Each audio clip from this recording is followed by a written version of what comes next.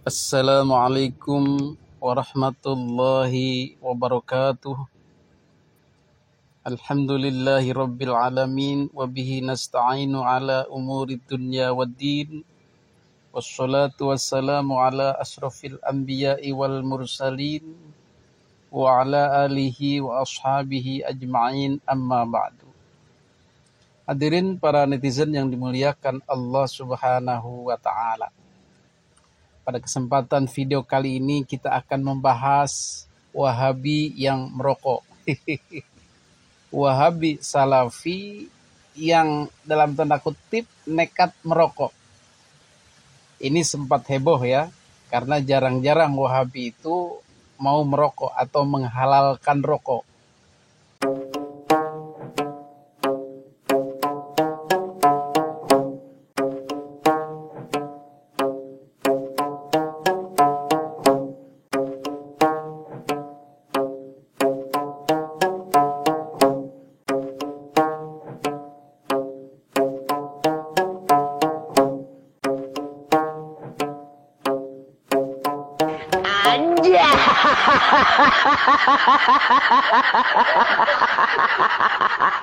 Bagi Wahabi Salafi, rokok, musik, terus mukanya perempuan itu haram, gak boleh. Dan pengajian Wahabi Salafi ini sekarang mulai gencar, padahal mereka imporan lah begitu. Tokoh utamanya adalah duo bersaudara Ustadz Khalid Basalamah, Syafiq Basalamah. Ini yang menjadi primadona yang banyak digandrungi oleh muslimin Indonesia. Bahkan sebagian NU yang kurang ngaji di NU bisa kebawa dengan Ustadz Salafi Wahabi ini. Belum lagi ada Ustadz Firanda dan yang sudah kemarin almarhum yaitu Ustadz Jawas. Dan banyak ustadz-ustadz lainnya yang gencar berdakwah di Indonesia dengan misi membersihkan Islam Indonesia, terutama NU, dari bid'ah-bid'ah. Dari Islam-Islam yang terkotori katanya oleh budaya-budaya Indonesia. Hadirin yang dimuliakan Allah subhanahu wa ta'ala, sebenarnya Salafi Wahabi ini adalah pemikiran nyeleneh. Pemikiran baru, pemikiran tafsir terhadap Al-Quran dan hadis yang baru. Jadi versi mereka lah, Islam versi mereka. Jadi bukan Islam keseluruhan. Walaupun mereka mengklaim ini adalah ajaran Islam, sebenarnya itu adalah Islam versi mereka. Islam hasil pemikiran mereka. Jadilah Islam seperti ini. Sah-sah saja untuk membuat produk sendiri, kemudian dikembangkan sendiri, dipakai sendiri, boleh-boleh saja. Inilah Islam aku, Islam menurut pemahaman aku. Maka ketika dia datang ke Indonesia, maka yang punya lapak adalah orang Indonesia. Dia sekedar dagang di sini, betul? Maka para pedagang agama lainnya, pedagang ideologi agama lainnya, itu tidak hanya Salafi Wahabi. Ada HTI, ada Ikhwanul Muslimin, ada Ahmadiyah, ada Jamaah Tabligh, dan lain-lain. Mereka berdagang di sini. Boleh menjajakan dagangannya, menawarkan dagangannya, merayu konsumen untuk membeli produknya. Tetapi sebagaimana etika berdagang, maka dia harus patuh terhadap yang punya lapak. Yang punya lapak itu adalah Indonesia. Jadi Indonesia, kebebasan beragama dihargai, dibolehkan, tetapi jangan coba-coba merusak. Jangan coba-coba mengganggu atau menyenggol dasar negara Pancasila. Boleh dia melaksanakan ajaran agamanya masing-masing, menurut kepercayaannya masing-masing, tetapi dasar negara tidak boleh disenggol, bos. Apa itu? Pancasila. Karena ini sudah inti daripada negara itu sendiri. Sudah kehidupannya yang punya lapak. Maka ketika dia mengotak-atik Pancasila, menyenggol Pancasila, dalam arti menurut pemahaman mereka Pancasila itu adalah buatan kafir, ideologi kafir tidak berlandaskan kepada Islam, tidak berhukum kepada hukum Allah, atau dalam tanda kurung togut, nah disitulah dia sudah mulai menyenggol yang punya lapak alias dasar negara Republik Indonesia, yaitu Pancasila. Bagaimana orang-orang seperti itu?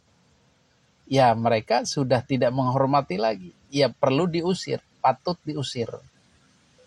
Dan banyak di antara pemikiran-pemikiran Salafi Wahabi ini, termasuk di antaranya HTI, FPI, IM, dan lain-lain, Jamaah Tabligh itu tidak terlalu memahami Pancasila. Artinya tidak terlalu peduli Pancasila itu penting atau tidak, ada atau tidak dalam kehidupan sehari-hari.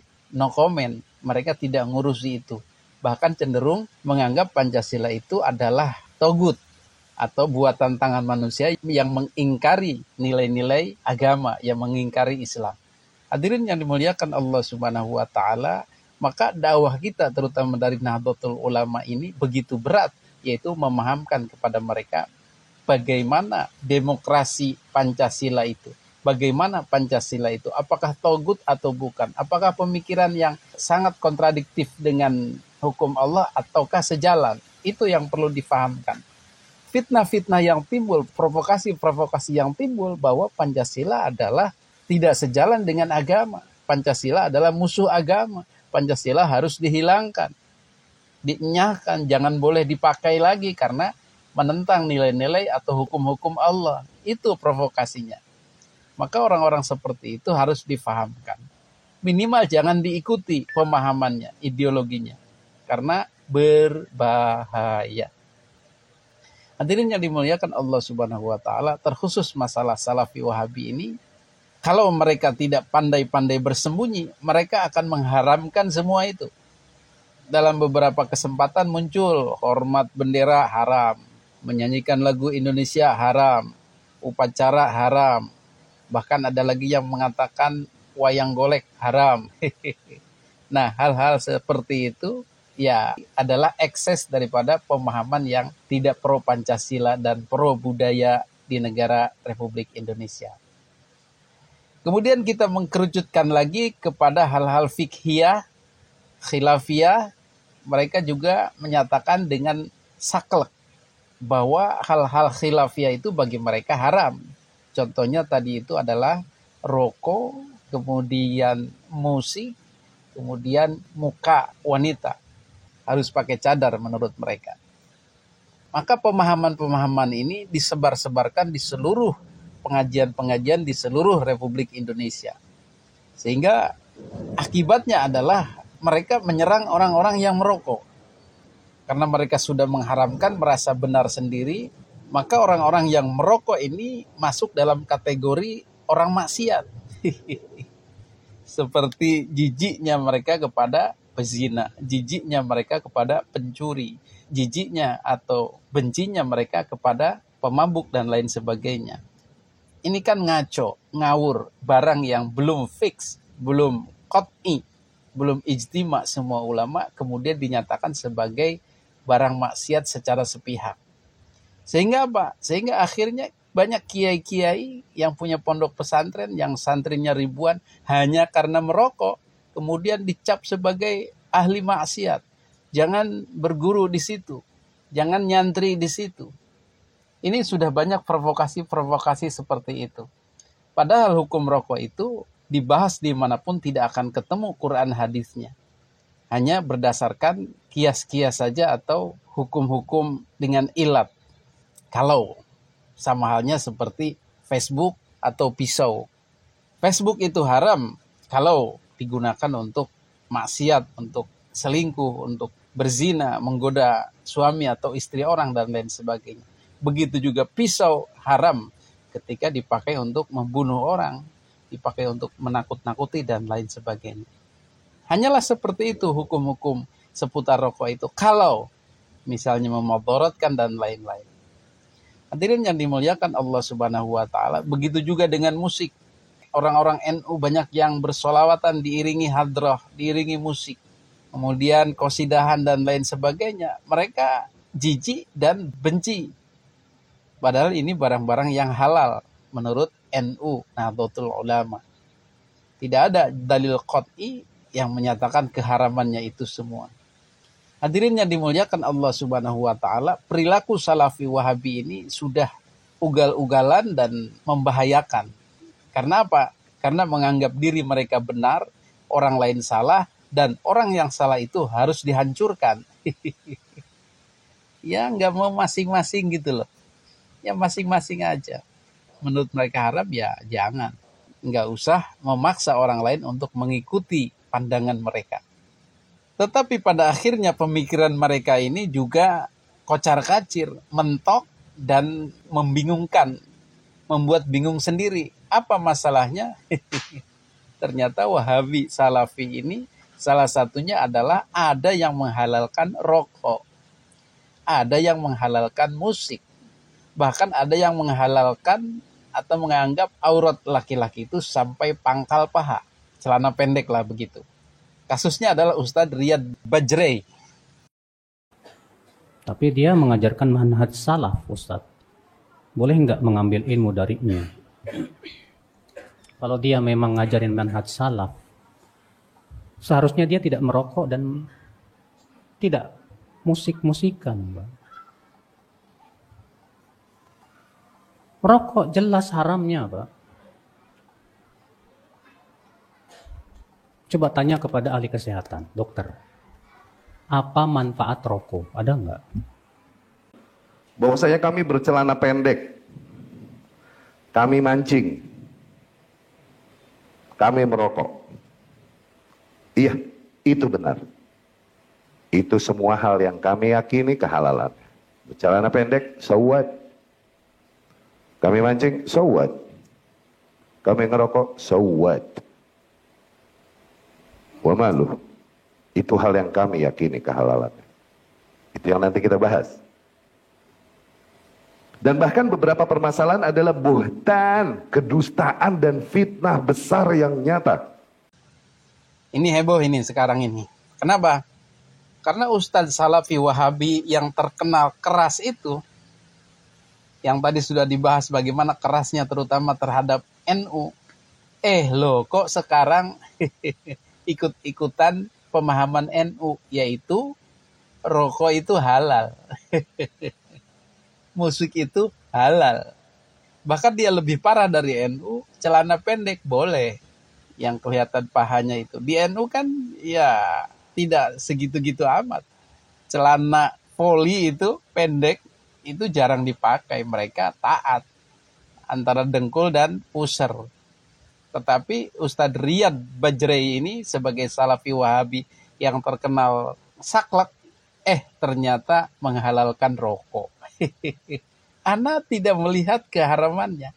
Ini barang-barang halal. Ya iya, dari dulu juga NU begitu, bro. Kenapa lu sewot-sewot dari dulu? Akhirnya kan ikut-ikut juga tuh. Jadi begitu ya. Jadi pemahaman itu jangan saklek-saklek.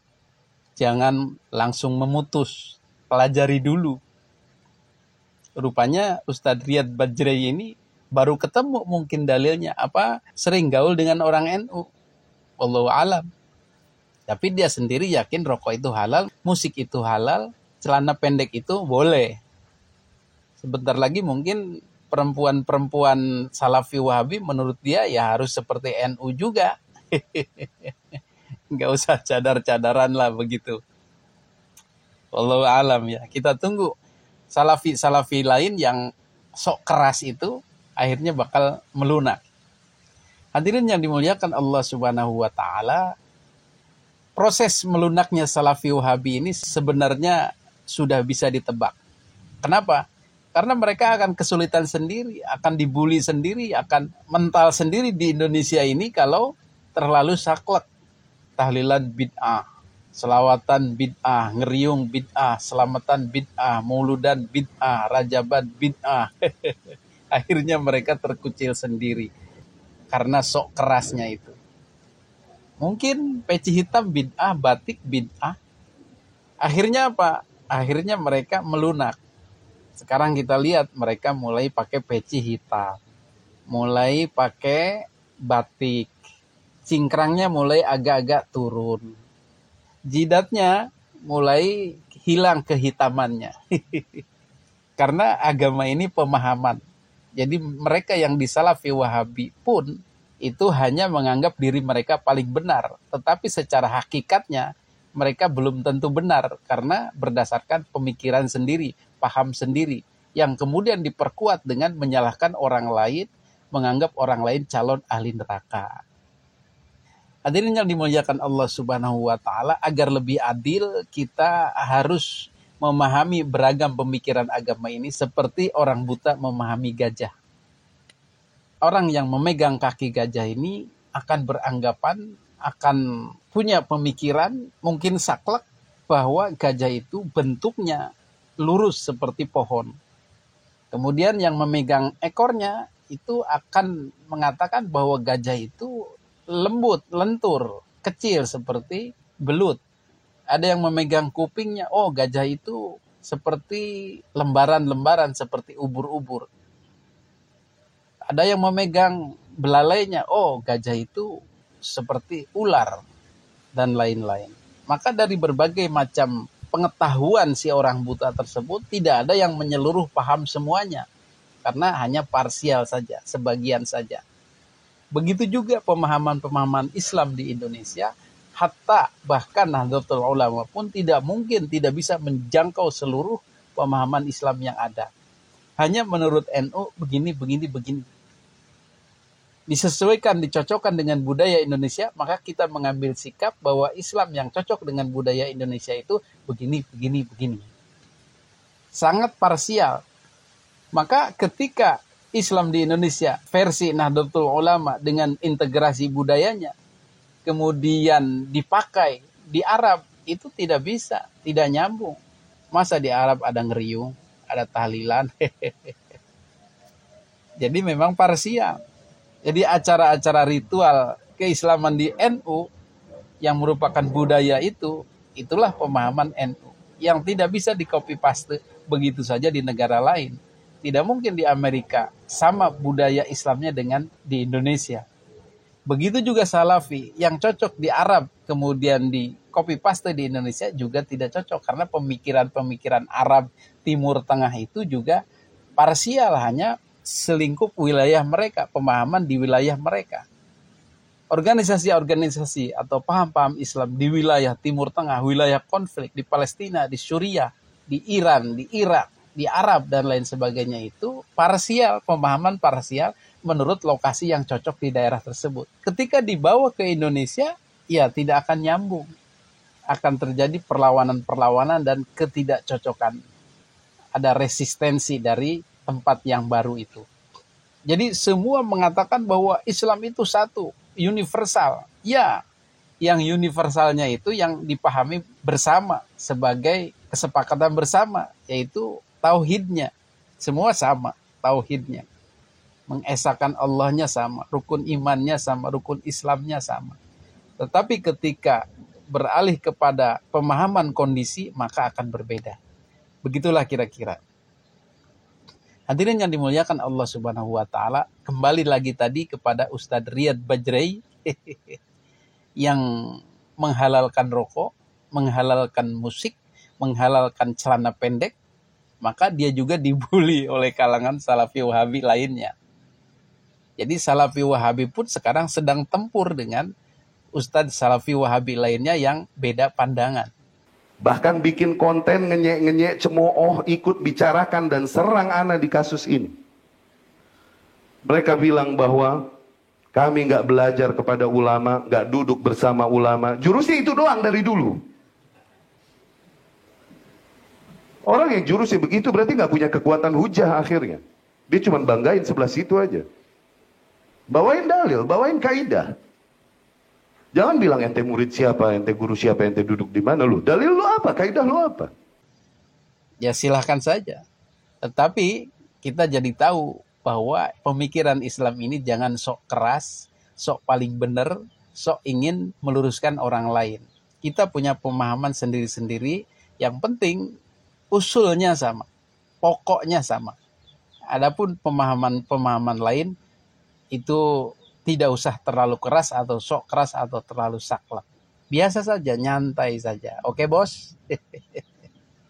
Ngerokok dulu, Ustadz Riyad, ngerokok dulu. Ya. ngisep aja ngisep, main ke sini ke Pondok NU. Demikian, mudah-mudahan bermanfaat. Hadanallahu wa iyyakum ajmain. Wassalamualaikum warahmatullahi wabarakatuh.